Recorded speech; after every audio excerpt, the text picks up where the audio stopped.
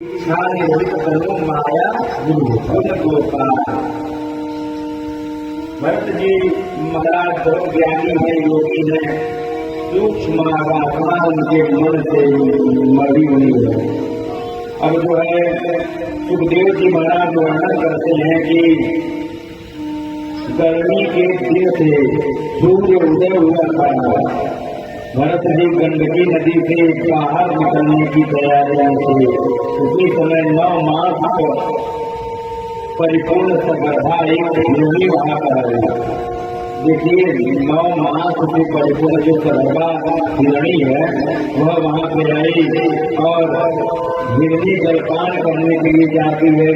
उसी समय सिंह ने गर्जना की। सिंह गर्जना सुन के हिरणी को भय लगता है, चारों ओर देखती है, यह गर्जना है, मुझे मारेगा। हिरणी घबराई। उसी समय सिंह ने फिर से गर्जना की। अब तो हिरणी को बहुत भय लगा, सिंह को मेरी बात आ गई है, अभी दौड़ कर आएगा और मुझे मार डालेगा। बोला हिरणी। अब गंडकी नदी का छोटा सा प्रवाह था। उसने विचार किया कि छलांग मार करके सामने से किनारे पे चली जाऊंगी तो कदाचित मैं बच जाऊँ। हिरणी छलांग मारती है, सामने किनारे जाती है। प्रसव का समय हुआ था, बालक गर्भ से बाहर आ गया। अब हिरणी एक बार अपने बच्चे को देखा, फिर भरत जी को देखी, लानत कह रही हो, महाराज आपको बच्चा मैं सौंपती हूँ। भरत जी वहीं से स्नान कर रहे थे। प्रेम जो होता है ना वह बहुत कठिन तपस्या है। और भरत जी को हिरण बालक में श्री हरि का दर्शन हुआ। यह कैसा जीव है, इसके पिता को पता नहीं, इसकी माँ भी अब मरने वाली है। देखते देखते हिरणी ने आंखें बंद कर दी और प्राण को छोड़ दिया। भरत जी ने हिरण को उठा करके पर्णकुटी में लेकर आए। इसकी माँ ने बालक मुझे दिया है, अब मेरा ही बालक है। अब भरत जी ने हिरण बालक को अपना बालक मान लिया। जंगल में अकेले रहते थे, एक साथी मिल गया, थोड़ा सुख हुआ। हिरण बालक को घास खिलाते, उसको गोद में लेकर गर्मी देते, उसके साथ भरत जी खेलते। प्रेम जो है ना बहुत कठिन एक तपस्या है। अगर आपको किसी से प्रेम हो गया ना तो उसका अच्छा बुरा आपको दोनों सहना पड़ेगा। और जिससे प्रेम हो गया उसको निभाइए, चाहे जितना भी कठिन से कठिन सजा क्यों न मिले, आपको निभाना पड़ेगा। प्रेम जो है अब किसी भी घर में भले रखो, अपने मन में किसी को रखना नहीं। भगवान के सिवा आप किसी को मन में रखेंगे तो बहुत कठिन तपस्या आपको करनी पड़ सकती है। अब भरत जी भूल गए हिरण को बालक में मन रखा, घर में रखा, यह भूल नहीं की। भगवान के सिवा किसी को मन में नहीं रखना। भरत जी को भूल यह है कि हिरण बालक को उन्होंने मन में रखा है, यह मेरा बालक है। उसके साथ खेलते हैं, स्नान करने के लिए जाते हैं, तब बहुत सावधान रहते हैं। जंगल में बाघ और सिंह घूमते हैं, कदाचित मेरे बालक को कोई मारे तो अपने कंधे पर चढ़ाकर मैं ले जाऊंगा। स्नान करने के बाद संध्या गायत्री करते हैं, तब बार बार उसको निहारते हैं। आज तक संध्या गायत्री में हरि का दर्शन करते हैं। अब हिरण को हरि का दर्शन होने लगा। हिरण बालक मन में है, बड़ा सहायना है, मेरा राह देखता है। भारत जी सोचे। अब धीरे धीरे हिरण बालक बड़ा हो गया। हिरण बालक मतलब जो हिरणी का बच्चा था वह बड़ा हो गया और हिरणी अब एक दिन वह हिरणी को देखा, जंगल में एक हिरणी को देखा और हिरणी के पीछे पीछे चला गया और भरत जी को बहुत चिंता होने लगी। किस प्रकार इस प्रकार चिंता करते हैं, उस प्रकार भरत जी को भी चिंता होने लगी। अब जो है भरत जी अपने बालक को खोजने के लिए निकले। जिस घाट पर स्नान किया करते थे उसी बालक पर, उसी घाट पर जो है बालक को खोजने निकले और नहीं मिला तो पर्णकुटी में बैठकर उसका चिंतन करने लगे, कहाँ गया वह, कहाँ है, ऐसा चिंतन करने लगे। देखिए जंगल में उनको पता था कि बाघ और सिंह दोनों घूमते हैं। क्या पता था? बाघ और सिंह दोनों घूमते हैं। और भरत जी जंगल में गए और बैठ कर विचार करने लगे। अंत सो मति सो गति, अंत में जो मति में आएगा आपकी गति उसी प्रकार बनेगी। अंत में जो आपके मन में आ जाएगा उसी के प्रकार की गति आपको बनेगी। भरत जी को बहुत उपचार हुआ और हम लोग आज कथा का श्रवण करेंगे कि भगवान कैसे रिझते हैं। देखिए आप एक बात मन में बताइए कि परशुराम जी तप किए, परशुराम जी तप किए, जंगल में गए लेकिन उनको भगवान नहीं मिले, भगवान के पास उनको आना पड़ा। लेकिन जनक जी न तप किए न कोई पूजा किए, तब पर भी भगवान उनके पास स्वयं करते रहे। देखिए सबरी राह जो निहार रही थी भगवान की, भगवान राम उनके पास गए। उनका झूठा पैर खाकर बोला कि बहुत प्यारा पैर था सुंदरी। अब वो तो बुढ़िया थी, उनको नाम दीजिए, बोले कि बहुत प्यारा पैर था सुंदरी। जाते क्यों बोले? क्योंकि हृदय से जिससे प्रेम आपको हो जाता है ना वो आपको सुंदरी भी लगती है। अब जो है भरत जी घूमते घूमते इच्छुमती नदी के किनारे आए और दक्ष प्रांत राजा रघुगढ़ कपिल मुनि के आश्रम में तत्व ज्ञान का उपदेश देने के लिए बैठे थे। पालकी में बैठा 4 सेवक पालकी के किनारे करके ले जाते हैं।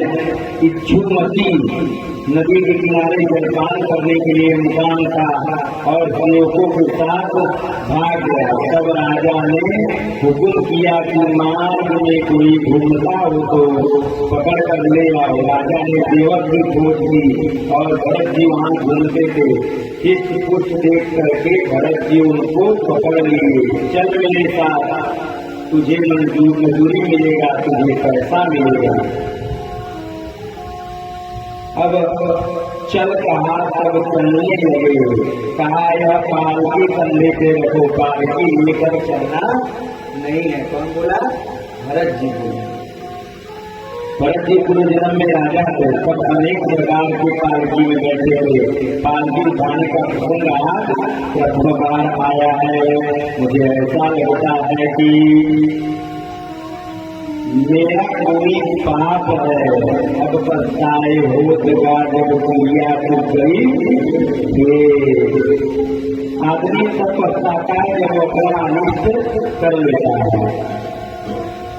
अब प्रेम का जो है परिभाषा तो केवट के पास था। राजा रामचंद्र जी जो थे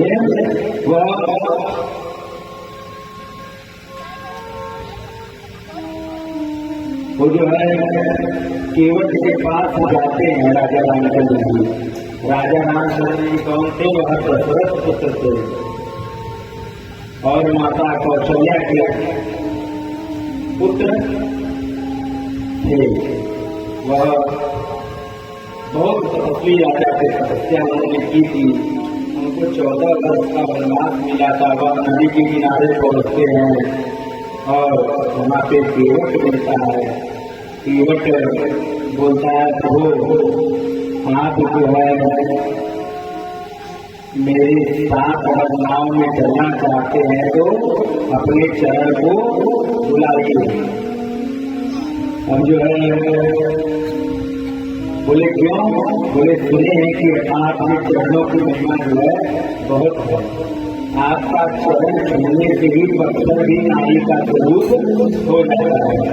तो केवट कहता है हरे नदिया के पार जब जाना होगा, नदिया के पार जब जाना होगा, पहले चरण को बुलाना होगा, पहले चरण को बुलाना होगा, नदिया के पार जब जाना होगा, पहले चरण को बुलाना होगा, नदिया के पार जब जाना होगा, पहले चरण को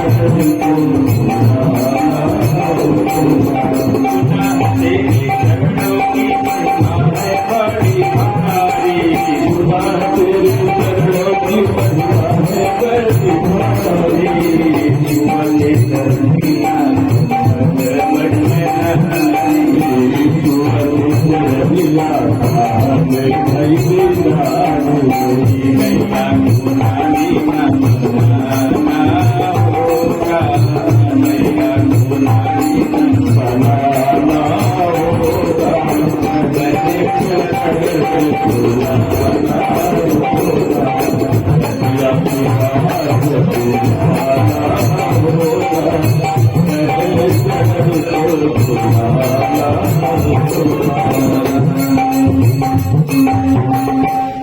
देखिए केवट का प्रसंग जो है बहुत प्यारा है, बहुत हृदय करुण को रुला देने वाला। आप लोग हम लोग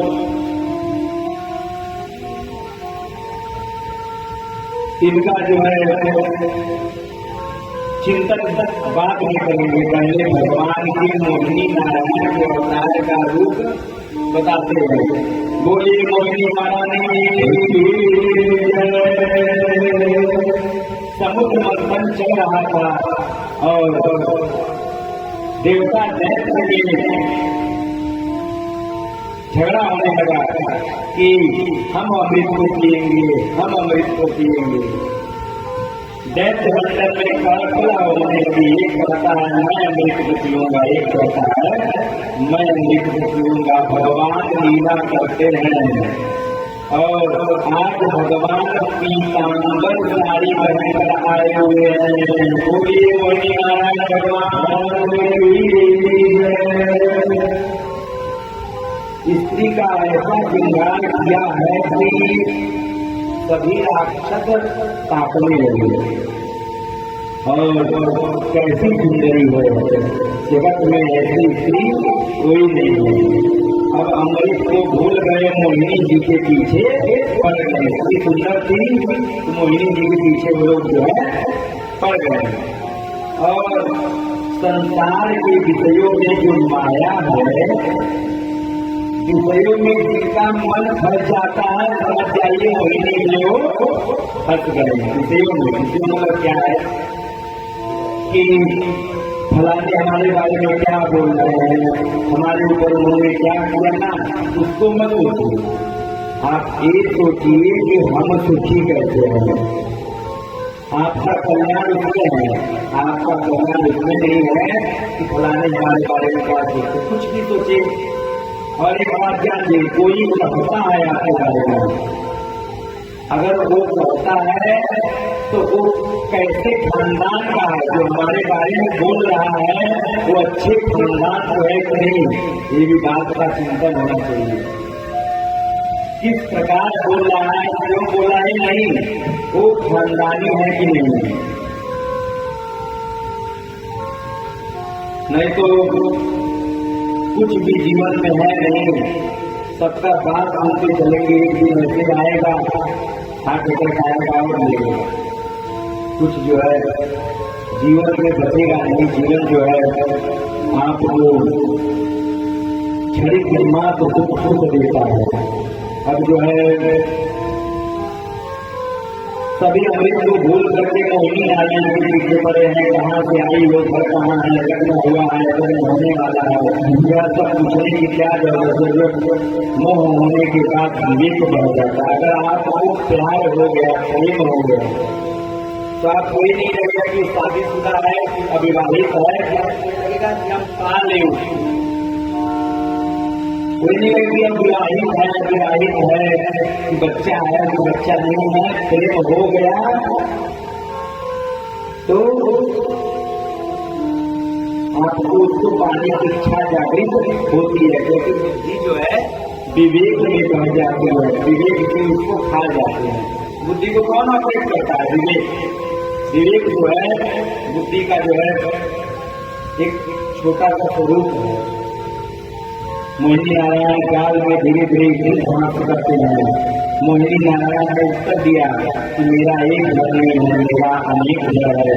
पुरुष मेरे लिए रोता है, जो थोड़ा आने मेरे साथ प्रेम करता है, मैं उसके घर जाती हूँ। मोहिनी नारायण क्या बोले कि जो मेरे से थोड़ा आने प्रेम करता है, मैं उसके घर जाती हूँ। अब जो है मोहिनी नारायण कहते हैं मेरे लिए जो रोता है मैं उसके लिए रोती हूँ, मैं मुझे जो थोड़ा सा प्रेम करता है मैं उसके साथ जाती हूँ। अब सभी को बराबर प्रेम करेंगे। मोहिनी राक्षसों ने कहा हम सभी आपको बराबर प्रेम करेंगे। मोहिनी जी के जाल में वो फंस गए। अब जो है मोहिनी भगवान ने कहा तो मैं बराबर आप लोगों की परीक्षा करूंगी, एक एक करके घर पर जाऊंगी। राक्षस समझ ना सके, उनको ऐसा लगा कि कोई साधारण स्त्री है जिसके हाथ में अमृत का भरा है। अब मोहिनी नारायण काल में हल्की हल्की मुस्कान धीरे धीरे मुस्कान करके हंसने लगे। और भगवान की महिमा बहुत बड़ी है। भगवान ने घड़े को अपने हाथ में ले लिया, फिर इस घड़े में क्या है और आपको बोला इसमें अमृत भरा है, अमृत के लिए हमारे मंदिर में झगड़ा हो रहा है, आप परोसने के लिए आओ तो कोई झगड़ा ही न करे। मोहिनी नारायण ने कहा आपकी इच्छा है तो मैं परोसने के लिए जरूर आऊंगा। अब देखिए मोहिनी जो है ना शिव का विष्णु भगवान का ही स्वरूप थे मोहिनी जी। अब मोहिनी नारायण के रूप में जैसे पागल हो गए और भगवान ने आंख को संकेत किया, एक और देव बैठे हैं और एक और राक्षस बैठे हैं। अमृत का घड़ा लेकर के मोहिनी नारायण राक्षसों के मंडल में आए, उनको कहा यह अमृत का घड़ा है, आपने मुझे दिया है, आपका कल्याण करना मेरा कर्तव्य है। मेरी बहुत इच्छा है कि यह अमृत आपको मैं दिलाऊं, किंतु मुझे बहुत दुख होता है कि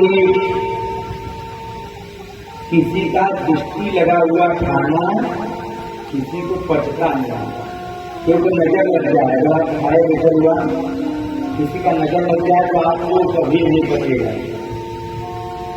अब मोह होने के बाद विवेक भी बढ़ जाता है।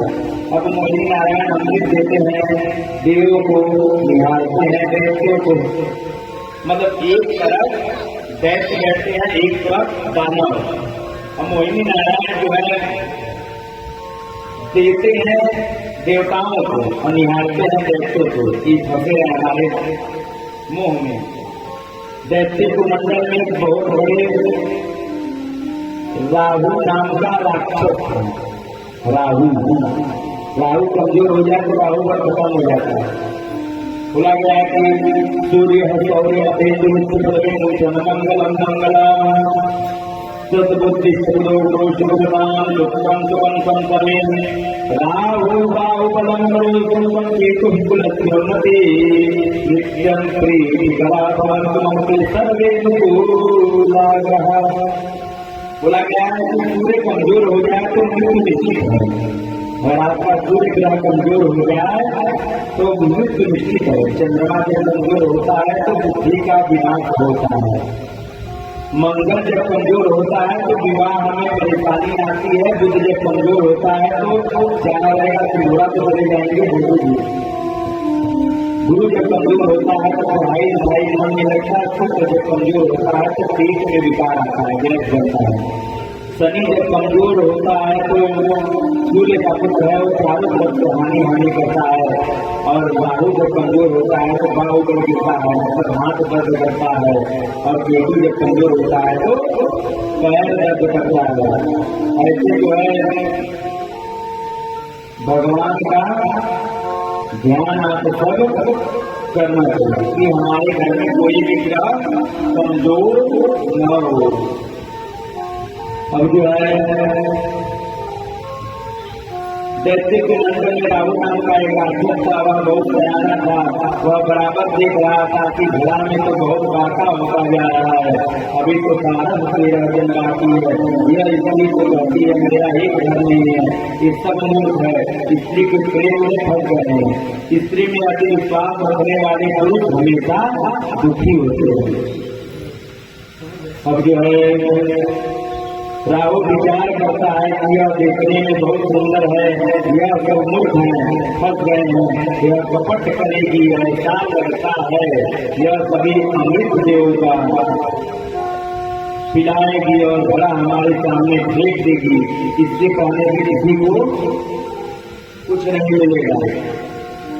अब जो है राहु ने देव का स्वरूप धारण किया और चंद्र और सूर्य के मध्य में जाके बैठ गया।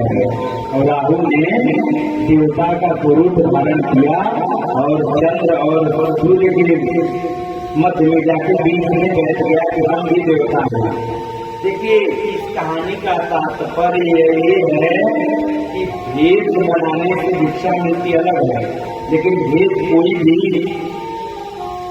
लोग बना के संत हो जाते हैं तो ऐसे संतों से आप सब दूर रहिए। भेद बना के संत जो है नहीं बनना चाहिए। कुछ दिन पहले हम लोग की पूजा चल रही थी जौनपुर में, वहाँ पे एक पुरोहित जी थे, उनका लड़का जो है आया तो हम लोग बोले ठीक है भाई पुरोहित जी का लड़का है, ये भी विद्वान होगा, काफी त्रिपुर बनाता रहा और हम लोग को अच्छा धोती कुर्ता पहन कर आता रहा। तो जब हुआ 51,000 मान विजय का जब हुआ तो सब लोग को 75 माला 75 माला करना था। तो बोला गया कि विद्वान पूछेगा कितना माला किए तो बता देना 75 माला किए। अब जो है सबसे पूछा गया कि भाई कितना माला, तो वही पहले पुरोहित जी का लड़का हाथ उठा दिया और मैं बताता हूँ। बोले बताइए, बोले महाराज ऐसा है कि हम 75,000 माला किए हैं। वेद तो काफी बनाए थे, बोले 75,000 51,000 जगह 75,000 माला कैसे कर सकते। पहले हाथ उठा दिए, बोले कितना माला किए, बोले कि ऐसा है कि मैं 75,000 माला किया। तो ये आप भगवान को, आप किसी इंसान को धोखा दे सकते हैं, लेकिन आप भगवान को धोखा कभी नहीं दे सकते। भगवान को आप धोखा कभी नहीं दे सकते हैं। ऐसा राहु ने किया कि हम सूर्य के मध्य में जाके बैठ गए और पंक्ति में विपत्ता करनी चाहिए थी। और जन्म में परिहरी रोग होता है, पंक्ति में विपत्ता न करो। और देव की पंक्ति में राक्षस आ गया, राहु ने देव का स्वरूप धारण किया। भगवान जानते थे कि उसको भी अमृत दिया है, पंक्ति में विपन्ना नहीं करनी चाहिए था। राहु अमृत पीने लगा, चंद्र और सूर्य ने आंखों से संकेत किया कि देवता नहीं है। अब यह हमारा प्रश्न नहीं है। भगवान ने सुदर्शन चक्र को प्रकट किया और उसका मस्तक काट डाला, यहाँ तक गले तक उतरा और उसका मस्तक काट दिया कि शरीर तक नहीं तो अमर जाता मृत्यु करके। अब जो है भगवान ने सुदर्शन चक्र से उसका मस्तक को काट डाला, मस्तक काटा फिर भी वो नहीं लड़ा। आज भी राहु के नाम सोच रहे हुए और सूर्य और चंद्रमा के साथ हमेशा करते हैं। अगर आपके क्षेत्र में सूर्य मजबूत है, अगर राहु जो है नौवें स्थान में बहुत व्यस्त आपको लेके जुड़ जाएगा। जिसलिए महाराज जी हमारे मम्मी के पहली का लड़का जो 12 साल के अवस्था में मर गया, तो कैसे मर गया? उसका सूर्य केंद्र में था, नौवें स्थान से राहु या केतु बैठ जाएंगे तो मृत्यु निश्चित, क्योंकि चंद्रमा और सूर्य से राहु केतु का भय है। जानते हैं जब आपका राहु केतु कमजोर होते हैं तो पान का पत्ता लेकर के, बड़ी लोग बताते हैं बड़ी जी कि पान का पत्ता लेकर उस पे जो है सूर्याय का लिख करते हैं और उसको नीम के पेड़ में जो है जल में डाल करके नीम के पेड़ में अर्पण करने से राहु केतु की शांति होती है। ऐसा श्रीमद् भागवत महापुराण में लिखा है। अब जो है चंद्रमा मन के मालिक हैं, सूर्य बुद्धि के मालिक हैं। मन बुद्धि जब भक्त लोग अमृत मिलता है तो राहु विघ्न करने के लिए आ जाते हैं। आप अच्छा कभी ऐसा हुआ है कि हम कोई पूजा कराए, पूजा करने के लिए थाने पंडित जी को बुलाए हैं, तो आपके मन में विचार आ जाता है कि अभी पैसा रुपया जो जीता है कोई सामान खरीदने पूजा तो होती रहेगी, कौन पंडित जी तो रोजे आते रहेंगे। अब जो है जब भक्ति रस का सरोकार होता है तो समझ जाइए कि राहु केतु प्रकट होते हैं।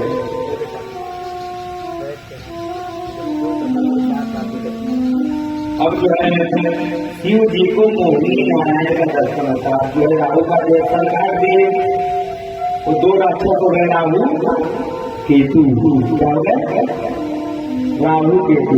और नारद जी ने एक बार कैलाश पर्वत पर जा रहे थे, शिव जी को मोहिनी नारायण के अवतार का कथा सुनाई। शिव जी ने पूछा क्या आप नारायण मोहिनी स्वरूप का दर्शन किया है? तब उत्साहवती जी ने पार्वती जी को कहा मोहिनी स्वरूप का दर्शन करने के लिए वैकुंठ धाम आए। उस समय भगवान नारायण योग विद्या में फंसे हुए। अब सुंदर बगीचा है और बगीचे में अति सुंदर युवती खेल रही है। अब जो है शिव जी महाराज आंख देते हैं और भगवान का दर्शन करते हैं। इसके बाद हम लोग जो है वामन अवतार की कथा का श्रवण करेंगे। अब एक छोटा सा संकीर्तन जो है हम लोग भगवान का करेंगे। श्रीमन नारायण नारायण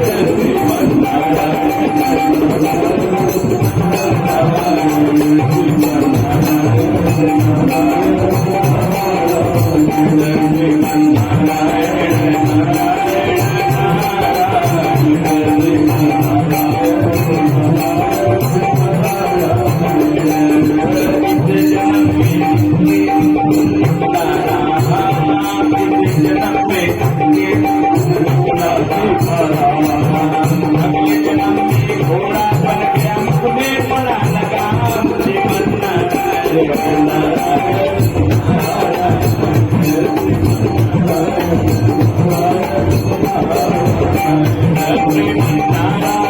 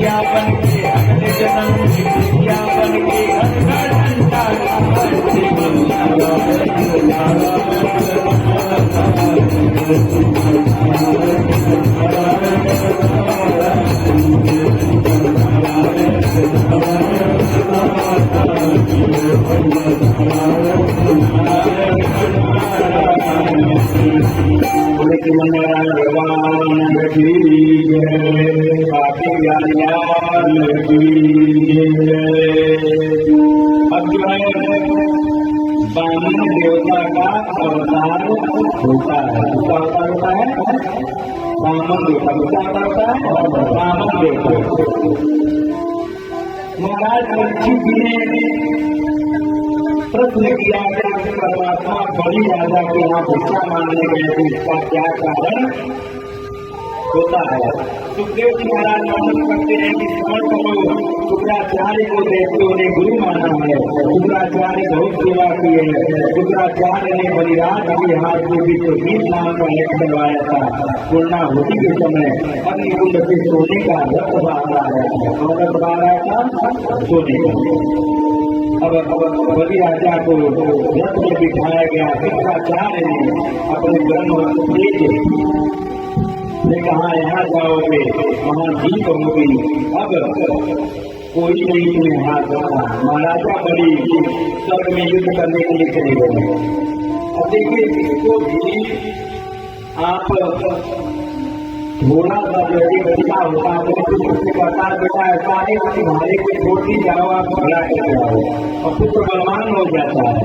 ऐसे ही बलि राजा को जो है दान में मिला। बोले कि अब तुमको कोई नहीं हरा, सारा बलि राजा स्वर्ग में युद्ध करने चले गए।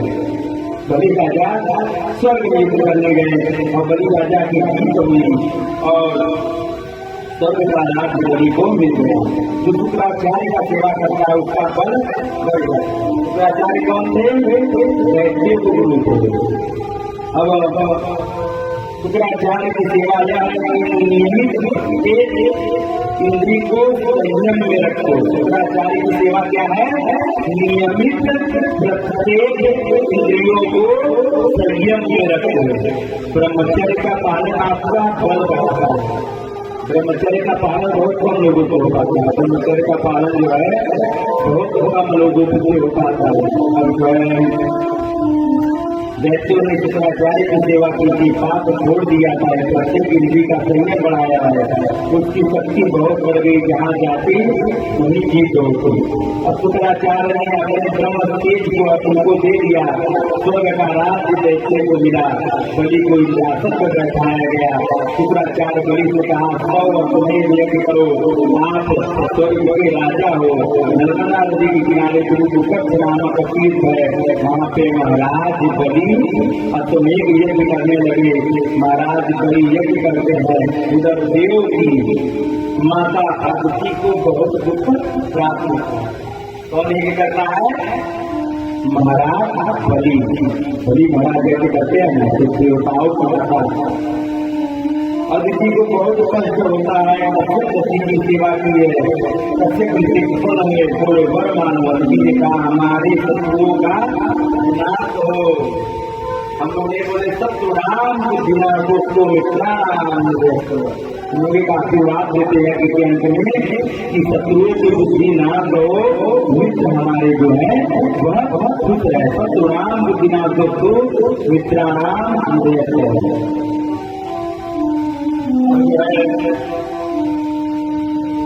महाराजा बलि यज्ञ करते हैं। उधर देवों की माता अदिति को दुख हुआ। अदिति माता ने कश्यप ऋषि की सेवा की। कश्यप ऋषि सफल हुए, बोले वर मानो। अदिति ने कहा हमारे शत्रुओं का विनाश और मेरे बालकों को स्वर्ग का राज्य वापस मिले, ऐसा कृपा करिए। अब जो है बोले कि कश्यप ऋषि ने कहा तुम्हारे शत्रु बलवान हुए हैं, पाप नहीं करते, जो पाप नहीं करता उसको परमात्मा कभी नहीं मारेंगे। अगर आप पाप नहीं करेंगे तो आपको परमात्मा कभी भी नहीं मारेंगे। अब जो है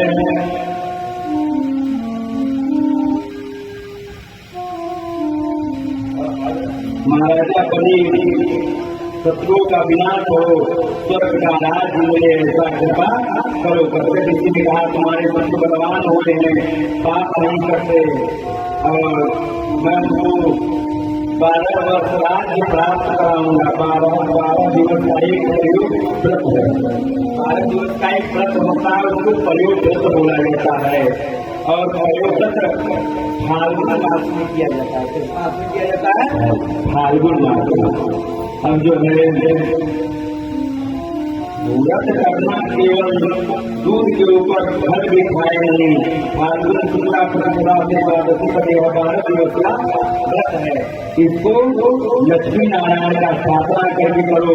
16 मंत्र है, उस मंत्रों की पूजा करो। दिवस में 3 बार स्नान करो, दिवस में 3 बार स्नान करके नारायण की पूजा करो, और पूजन होने के बाद सब नारायण को प्रकट करके होम करो। ओम नमो नारायणाय नमः। अब जो है रात्रि में नारायण का स्मरण करो और सो जाओ। व्रत की अवधि में रजस्वा स्त्री के साथ बोले नहीं, किसी भी जीव को हिंसा करे नहीं, फिर लोग 12 वर्ष का व्रत करे, इज्जत का उद्यापन करे। उद्यापन करने में गाय को दान देना चाहिए। गाय को दान देने से परमात्मा प्रसन्न होते हैं। गोदान होता है ना, गोदान से परमात्मा हमेशा प्रसन्न होते हैं। अब जो है भगवान नाम का संकीर्तन आप सब करिए और बोलिए जो है सीताराम सीताराम सीताराम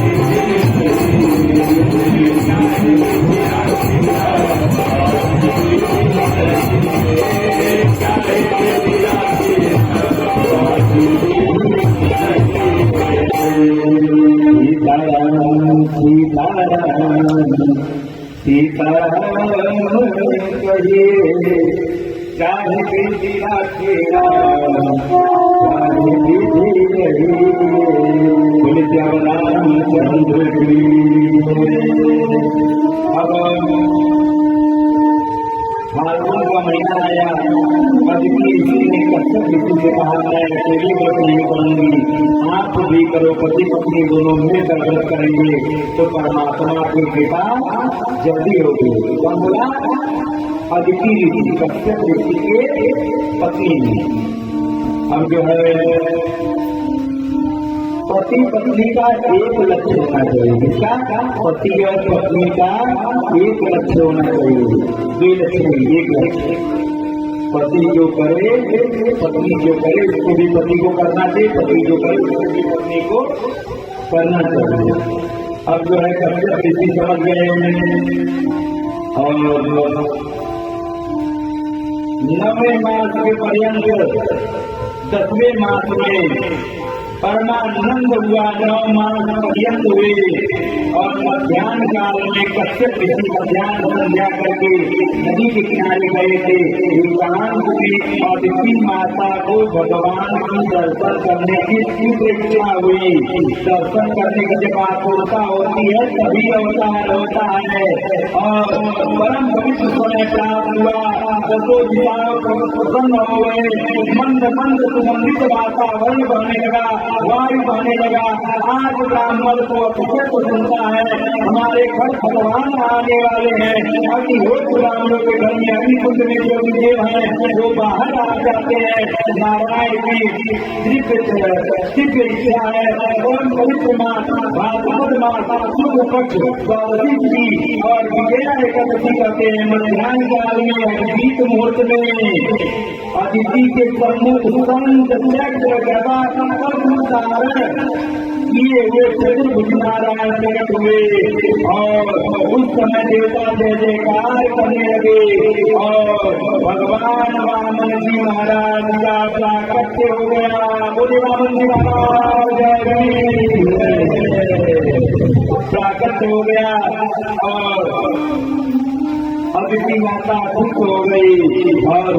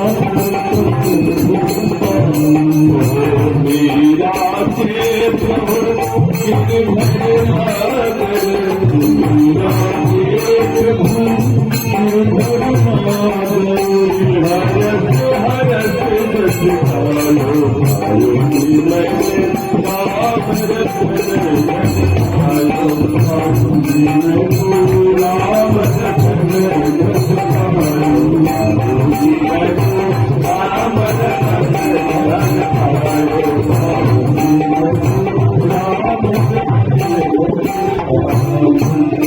राम महाराज की जय। अब वामन देव प्रकट हो गए और माता आदिति अतिशय प्रशंसा करती हैं। अब जो है राजा बलि के गौशाला में भगवान वामन का आगमन। अवतार किसलिए होता है? जब बहुत सुख की प्राप्ति होती है देवताओं को, तब भगवान अवतार लेते हैं। अवतार का महत्व यही है कि जब तुमको संसार के दुखों की प्राप्ति होती है तो भगवान का तब ही अवतार होता है। अब वामन भेषधारी भगवान तब दौड़ते हुए राजा बलि के गौशाला में गए। सभी लोग वामन जी का दर्शन करते हैं। श्री मेघ जी जैसा श्याम है, लंगोटी पहने हुए हैं और दूसरा कोई वस्त्र नहीं है, हाथ में कमंडलू है और हाथ में तेज है। ब्राह्मण की हमेशा उसमें तेज ही रहता है, भले वो खाया हुआ न हो लेकिन तेज बरकरार रहता है। अब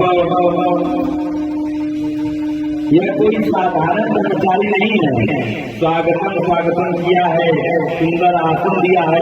राजा बलि ने राजा रानी विंध्यावली को आज्ञा दी, ब्रह्मचारी महाराज का पूजन करने की तैयारी करो। विंध्यावली रानी तैयारी की, पुष्प की माला है, फल है, चंदन है और सोने के कमंडल में नर्मदा नदी का पवित्र जल है। नर्मदा नदी जो है नासिक में स्थित है, गजब नदी है। वहां दर्शन करने से भीतर तुरंत मुक्त हो जाते हैं। आपके ऊपर कोई भी संकट हो, अगर नर्मदा नदी का जल सर पे लगा दिया गया, आपका संकट, आपका बुखार, आपका ज्वर, आपका पीड़ा, आपका संकट कोई भी हो सब चल जाएगा। अब ब्रह्मचारी को देखने के लिए संध्या आई है। कोई भी छोटा सा बालक आ जाएगा, एक धोती कुर्ता पहन गया, धोती लंगोटी पहन कर आ जाएगा तो उसको देखने के लिए पूरा गांव जुट जाता है। हम भी कहीं कहीं जाते हैं तो लोग देखने के लिए आ जाते हैं, पंडित जी बहुत छोटा है। अब स्त्रियां आई और वामन जी का दर्शन करती है, आनंद होता है। सभी ब्रह्मचारी की मां ने बहुत पुण्य किया है, ऐसा बालक जिसकी गोद में सोता हो उस मां को का आनंद होगा। अब जो है ऐसा बालक मैंने कभी नहीं देखा। रानी विंध्यावली वामन जी के महाराज के चरणों में जल अर्पण करती है। बड़ी महाराज धीरे धीरे चरणों की सेवा करते हैं। जिसकी चरण की सेवा होती है उसका पुण्य नाश हो जाता है। जो चरण की सेवा करता है वह पुण्य मिलता है। वामन जी के चरण अति कोमल है और चरणों के पुस्तिक का कमल चिन्ह है, चरणों के नख रत्न जैसे हैं।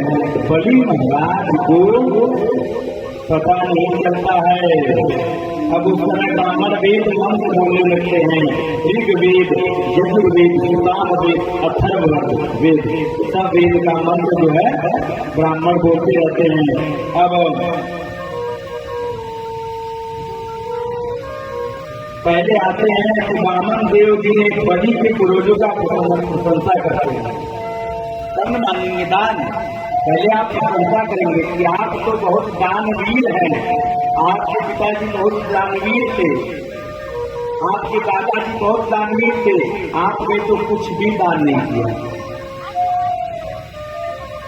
दान जो है कई प्रकार का होता है। अगर आप ध्यान दे करके दान देने की इच्छा करें तो मांगने से पहले थोड़ी सा उनके में शक्कर घोल दो।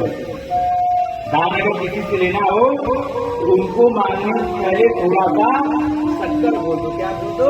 शक्कर बोल दो कि आप तो बहुत प्रतापी हैं, बहुत।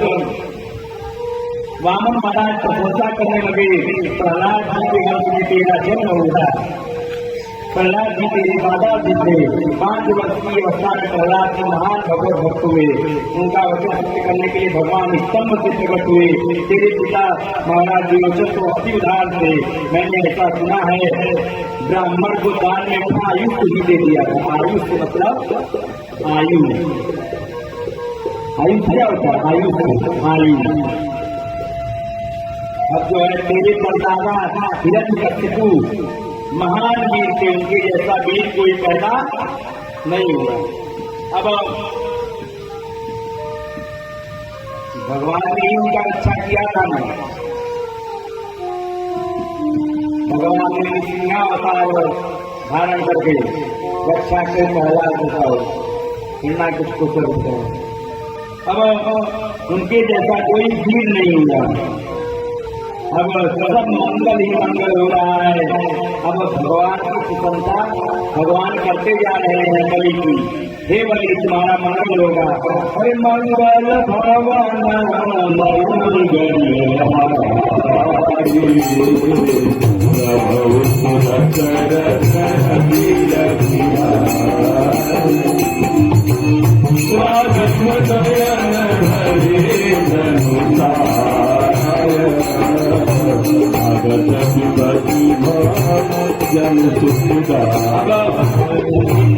क्या आशीर्वाद दे रहे हैं वामन जी, उनकी प्रशंसा करके आशीर्वाद उनको दे रहे हैं।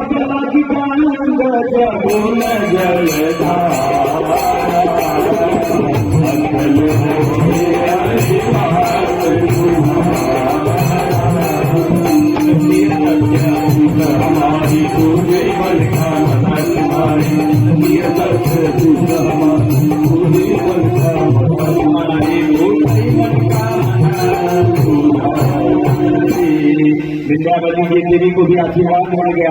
अब क्या आता है, भगवान वामन जी द्वारा 3 पग जमीन को मांगा।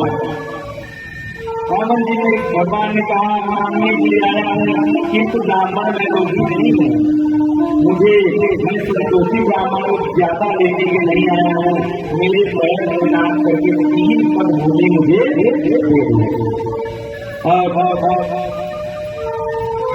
बलि ने कहा जब मैं जिस ब्राह्मण की पूजा करता हूँ उस ब्राह्मण को दान देता हूँ।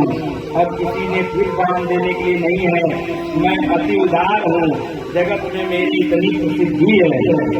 आप दान देने के लिए आए हुए हैं तो मैं आपको दान जरूर दूंगा। अब वहीं पे वामन जी ने छोटा सा विचार किया कि राजा तू दान देने के लिए तैयार है, मुझे तेरा धन दौलत नहीं चाहिए, मुझे सिर्फ 3 पग भूमि चाहिए। अब जो है वामन जी ने 3 पग भूमि दान करने के बाद फिर वार्तालाप आपसे होगा, आप जल्दी मुझे 3 पग भूमि दो। तब तक वहाँ आगमन होता है, किसका आगमन होता है? शुक्राचार्य का। गुरु है ना वो। अगर आप गुरु की बात नहीं मानते हैं तो समझ जाइए आपको अवश्य दुख प्राप्त होगा। पहले कथा सुन रहे हो, कथा सुनने वाले हो तो गुरु बनाना आवश्यक है। राम राम का जप का नाम, ओम नमो भगवते वासुदेवाय का नाम आपको लेना चाहिए। जो बिना गुरु बनाए ही भागवत कथा का श्रवण करता है, पूजा करता है भागवत जी की, समझ जाइए नरक का गामी होता है। जो अगर आप गुरु बना करके भागवत कथा का श्रवण गुरु नहीं बना के किए, पूजा भागवत जी की किए तो नरक में तो आप डायरेक्ट अपने पितर को, अपने कुल के सभी मृतकों को आपने नरक में धकेल दिया। कहीं कहीं देख रहे हैं कि 10वें दिन ही घोषी हो जाएगी, 12वें दिन का काम लोग 10वें दिन में करा दे रहे हैं, कहीं के 3 दिन में कर दे रहे हैं। 3 दिन में काम कर दे रहे हैं तो आप अपने पितरों को जो मृतक है उसको नरक में धकेलिए, तो आपको वो आशीर्वाद देगा कि दुख प्राप्त कराएगा। अब राजा बलिदान का संकल्प करने के लिए तैयार हुए, यज्ञशाला में शुक्राचार्य विराजमान हुए। शुक्राचार्य बड़ी ज्ञानी थे, तपस्वी थे। शुक्राचार्य भी समझ गए साधारण ब्राह्मण नहीं है, बड़ी खतरनाक ब्राह्मण है। शुक्राचार्य जी ने राजा बलि को सावधान किया, यह ब्रह्मचारी जैसा दिखता है लेकिन साधारण नहीं, मैं जानता हूँ बादल स्वरूप में प्रकट कोई भगवान ही है, कोई देवता ही है। अब दान जो है भागवत कथा में लिखा है पंचमांस दान करना चाहिए। अब जो है मना किए, सभी को समझाया गया ब्राह्मण जैसा दिखता है वैसा है नहीं, यह साक्षात महाविष्णु है। अब शुक्राचार्य जी ने बलि राजा को समझाया। बलि ने कहा मैंने पानी से दान किया, कोई केवल पानी छोड़ना बाकी है। मैं उनसे कहा है आप जो मांगोगे मैं वही दूंगा। देखिए विवाहित ब्राह्मण को दान देने से अच्छा फल जो है आपको अविवाहित ब्राह्मण को दान देने से उनसे पूजा कराने से फल मिलता है, क्योंकि विवाह होने के पश्चात उनके मन में परिवार को प्रसन्न करने की इच्छा जाग जाती है। मोह माया जो है ज्यादा होता है। और ब्रह्मचर्य का पालन करते हुए जो ब्राह्मण पूजा पाठ करने आता है उनके आगे नाथ के पीछे पधार क्यों ना रहे, भाई कौन है? उनको पापा मम्मी है, रहेंगे ब्रह्मचर्य में तो सबका है स्थिति की, पिताजी माता जी रहेंगे तो उनका चल रहा है। तो आपसे आपका कल्याण का ही वो संकल्प करेंगे। अब शुक्राचार्य जी ने बलि को समझाया कि अगर यह तुलसी गंगा जल लेकर के दान ले लिया 3 पग भूमि तो तुम्हें बैठने तक का जगह नहीं रहेगा। लेकिन उन्होंने गुरु का बात नहीं माना। नहीं, आप लोग कहते हैं कि अरे गुरु जी आप बताएंगे क्या करना है क्या नहीं करना है। अगर कोई भी ब्राह्मण को ये बात बोल दिया गुरु जी आप बताएंगे क्या करना है नहीं करना है, तो दुष्ट ब्राह्मण ही रहेगा तो इसके दरवाजे खड़ा रहेगा, वहां तो उसको हट जाना चाहिए। नरक जाने वाला ब्राह्मण नरक का काम ही बनेगा कि वो जो है आपके दरवाजे खड़ा रहेगा। जो गुरु का बात नहीं सुनता है वो अपने माता पिता की बात नहीं सुनता रहा होगा। लोग कहते गुरु जी अरे आप बताएंगे तो क्या होगा? नहीं, आप बताने वाली बात हो गई तो वहां से तुरंत निकल जाना चाहिए हाथ जोड़ करके कि आप महान हैं, आप विद्वान हैं, हम तो कुछ नहीं है। अब जो है बलि को दान के लिए जो है उद्यत हुए भगवान, और कभी कभी जो है भगवान का चिंतन भगवान का भजन करिए। अरे मुझे कौन पूछता था, मुझे कौन पूछता था, तेरे बंदगी के फैसले कौन पूछता था, तेरी बंदगी के फैसले कौन पूछता था, कौन पूछता था, तेरी बंदगी